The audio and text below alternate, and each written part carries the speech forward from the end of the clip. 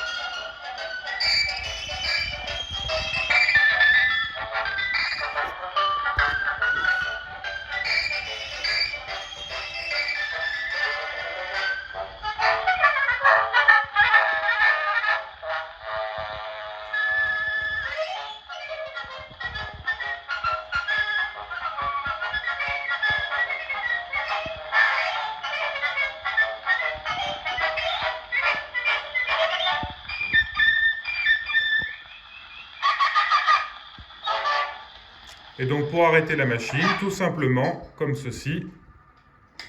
Et voilà.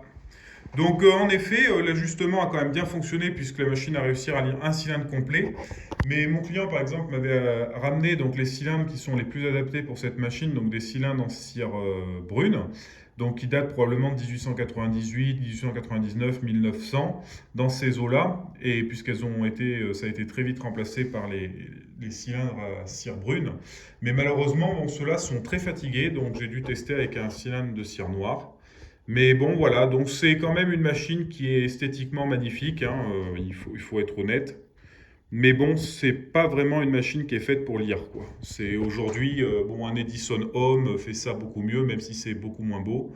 Mais bon, c'est quand même un autre confort d'écoute, quoi. Donc je me demande même si ces machines étaient vraiment destinées à l'écoute. Je présume que oui, mais quand je vois le temps que j'ai mis pour ajuster cette potence, etc., je me dis, est-ce que les gens chez eux, enfin, avaient les compétences nécessaires pour faire tous ces ajustements, etc., et que dès qu'on touche au moindre truc, soit le cylindre ne lit pas jusqu'au bout, bon, il y a toujours un petit quelque chose qui va pas. Mais bon, c'est vrai que cet appareil est dans un état magnifique. C'est ce que j'ai dit à mon client. Vraiment, même ces dorures et tout, c'est vraiment agréable de travailler sur des machines qui n'auraient pas été bricolées de A à Z pendant des années. Même le manchon est probablement d'origine. Vraiment, c'est beau. C'est un appareil comme je les aime, en état d'origine et surtout avec ce pavillon cristal qui est magnifique.